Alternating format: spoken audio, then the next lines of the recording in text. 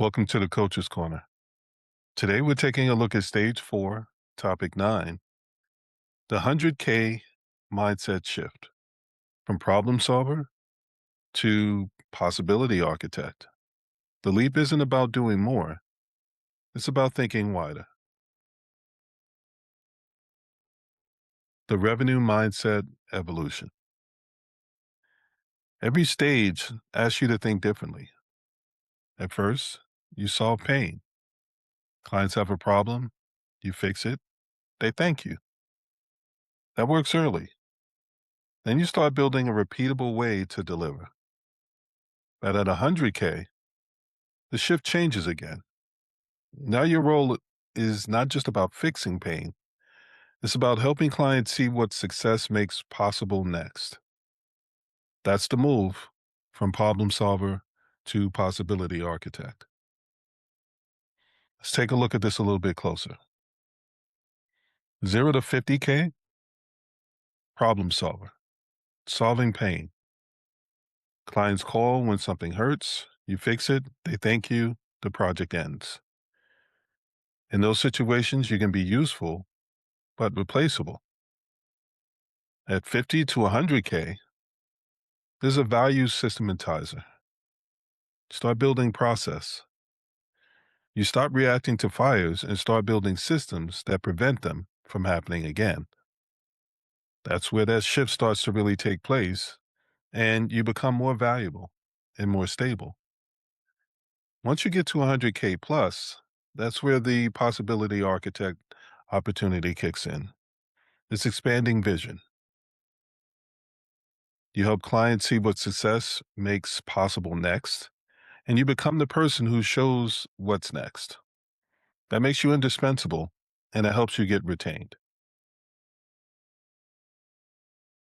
Today's breakdown. Here's what we'll walk through. First, the track of staying a problem solver.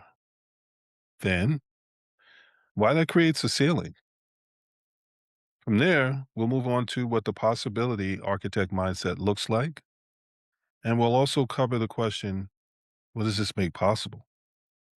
Then we'll look at the cascade opportunities, and we'll close things out with clear moves to move forward this week. The trap, stuck as a problem solver. Fixing problems built your reputation. That matters. But the same skill can now limit you. Here's the pattern. Client has a problem, you fix it, well, the pain is gone, then they stop calling. Not because they dislike you, but because the reason the call is gone. That is the trap. You're useful only when something hurts. Fixing that problem built your reputation. The same skills are now actually building your ceiling. How do you work around that churn cycle? That's the conversation we want to have today.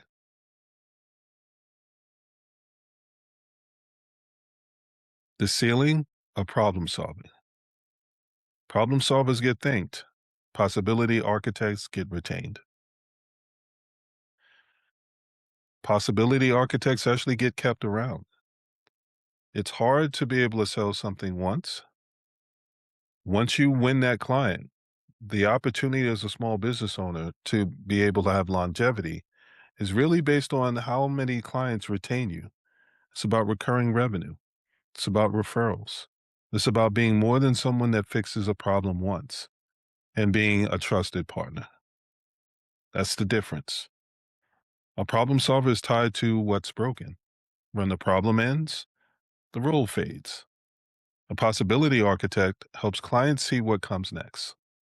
You remove the instant obstacle and you start helping them be able to see further down the road. A possibility architect helps clients see what comes next, and that win becomes a doorway. The projects become a bigger conversation. The client starts seeing you differently, not just as the person who fixes, but as the person who helps them move forward. So let's take a look at this a little bit closer. Problem solver. Clients call when something hurts. Your value is Your value is tied to fixing what's broken. Once pain is gone, roles fade, always chasing the next problem. Income stops when projects stop. That creates feast versus famine. As a possibility architect, clients engage to see what's next. Your value is tied to unlocking new potential. Wins create bigger conversations, always designing the next phase, and retained because the vision never stops. Remove the instant obstacle and then start showing them all the possibilities. And when you're a trusted partner, when you're someone that they believe that they can rely on, when you have those conversations, they don't just hear you out, they actually listen. The possibility architect mindset. This is a mindset shift. The shift isn't in what you do, it's in how you frame the work to your clients. This is not about doing totally different work. Again, it's about framing the work differently.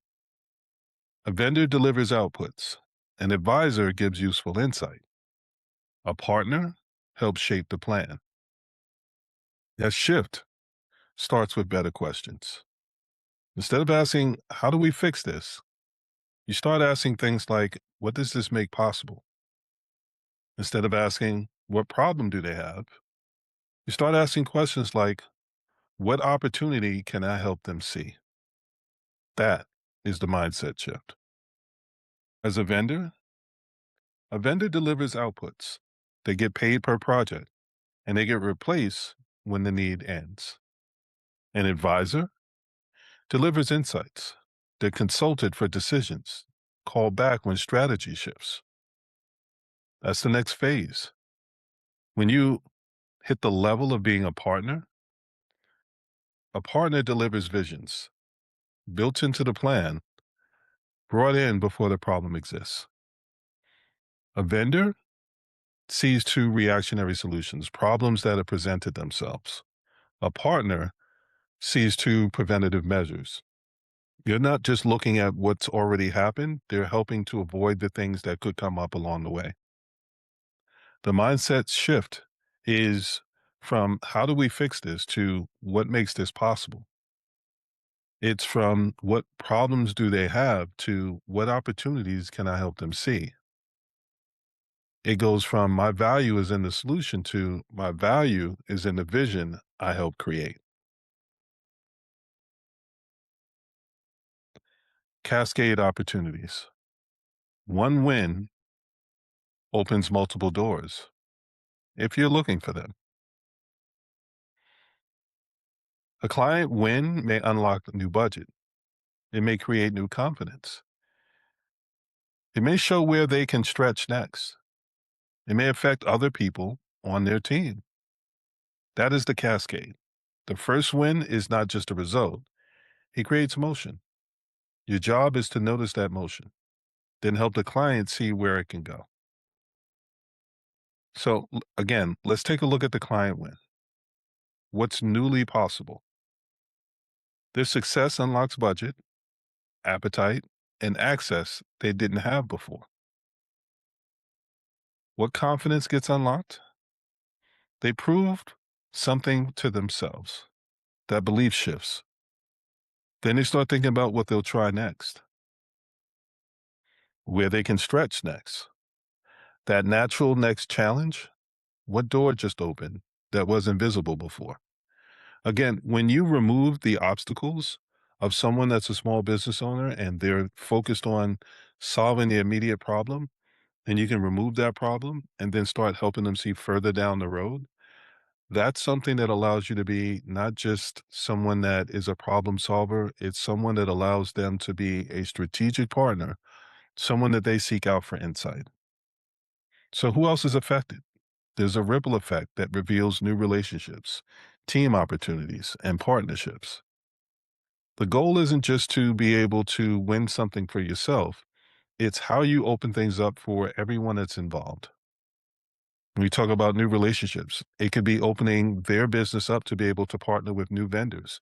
People that might have known about them, or they may not have even been on that person's radar or that business's radar. But once that business started to thrive, once they started to flourish, once they started to show consistency, then it made them someone worth partnering with. Then it made them worth learning more about.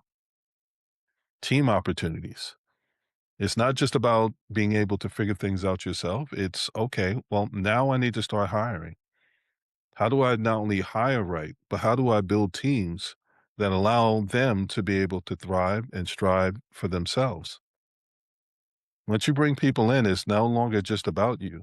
There's an accountability and responsibility. And the people that stay, the good people that you want to be able to stay, it's not just about achieving your dream, it's also about helping them achieve theirs.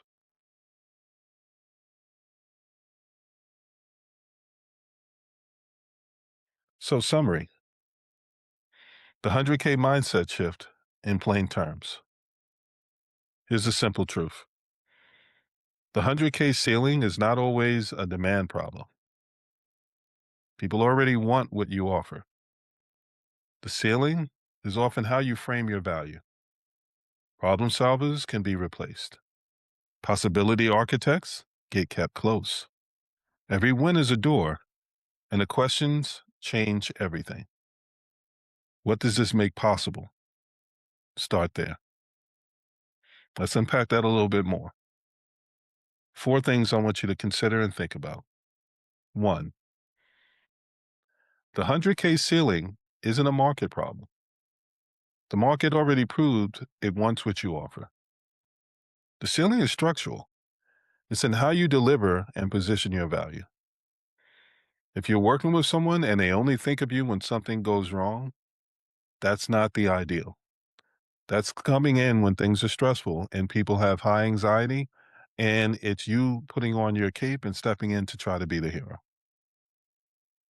That only serves purpose when people are in a bad situation, and that's not necessarily great for your business. Two, two, the problem solvers get replaced. Possibility architects get retained. The shift is in how you frame the work, not in doing different work. The knee jerk reaction is to say, I need to expand my product suite or my service suite. I need to offer more things in order to be able to retain clients or get new clients, to be perceived as valuable. The reality is, it's less about doing more work or adding more things to what you can do, and more about how you frame what you're capable of accomplishing for someone. Three, every win is a door. What you do after the results determines whether you're a vendor or a partner. Most founders walk away too soon. You hear the term a lot, leaving money on the table. There are some people that aggressively try to pursue that. They're not done with the project that they're supposed to be working on, and they're already talking about, well, what's next? There's a difference between being someone that solves a problem, frames it properly, and then presents possibilities from someone that is saying, I already got your money. How can I get more of your money? That's not a good look. What we're talking about with possibility architects is being able to show them that they're able to do more. It's not about us as the person solving the problems or the expert. It's about opening doors for them, the client, the customer, so that they can see more things that they're able to do. And they ask you to be able to come along with them on that journey. Four, the questions change everything. What does this make possible? That's one of the single most powerful reframes available at stage four to start using immediately. Asking that question opens the door for the client, the customer, to start thinking beyond the immediate issue, beyond the things that are right in front of them, and start thinking about what comes next. What are all the other things that they said, if I could ever get this done, then I'd start thinking about this or I'd start thinking about that. The conversation is basically saying, we're going to be able to fix this. It makes it a foregone conclusion of the thing that's on their mind, the thing that was causing them stress, the problem, challenge, or struggle. It's a foregone conclusion that's going to be taken care of. Now that we've taken care of that, What does this make possible? You can ask that question before you solve the problem, while you're solving the problem, and then you come back to it after you solve the problem. Because each time you ask that question, you may get a different answer, or you may start to give them the opportunity to be able to ask themselves that and then help guide them through what that answer actually looks like. I hope you found this helpful. If you did, like, share, and subscribe. This is episode 1 of stage 4, and we've got a few more to go. And this is going to walk you through the 100K mindset and start looking at how to be able to build beyond it. Congratulations for getting to 6 figures, but now let's start talking about what comes next. I'll see you in the next episode.